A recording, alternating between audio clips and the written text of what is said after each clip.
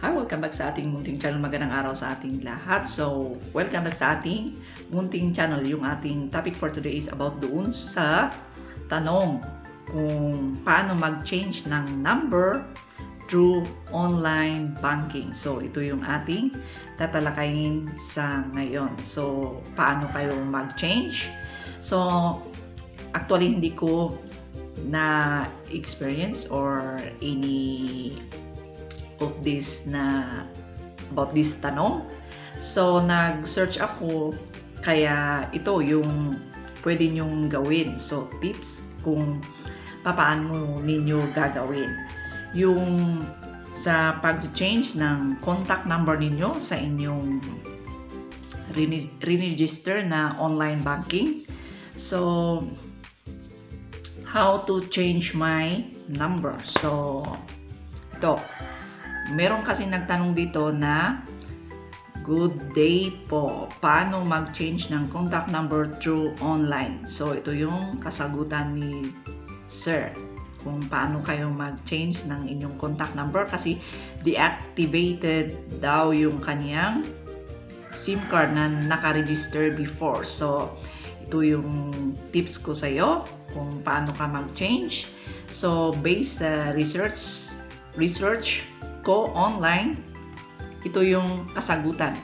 Kasi ito yung tanong niya eh. So, para sa iyo ito at saka yung sa magtatanong pa kung paano sila mag-change. So, how to change number or email address online. So, PNB online banking.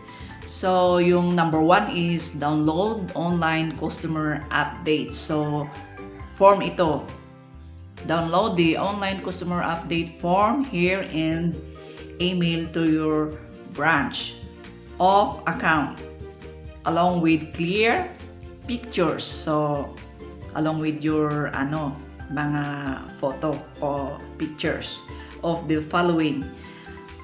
1. Valid government ID. So, kailangan ang isang valid na ID with signature.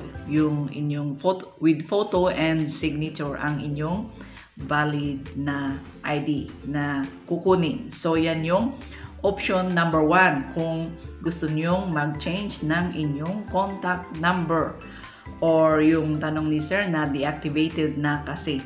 So, sa akin, hindi ko pa na-try pero nag-search ako, so pwede pala ito na mag-change online. Kaya lang download ninyo yung online customer update na form.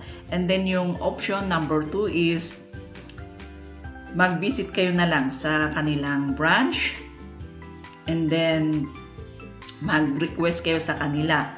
Tapos, i-assist din nila kayo doon. Kasi yung sa akin kasi is nag-change ng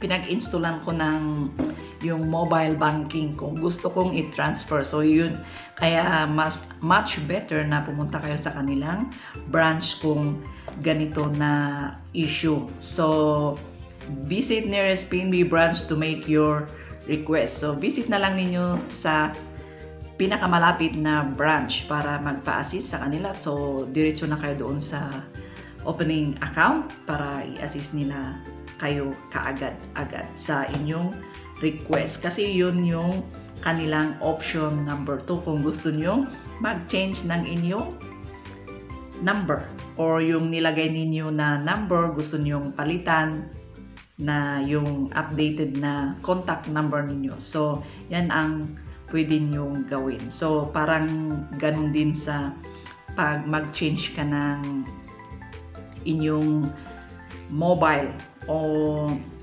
phone.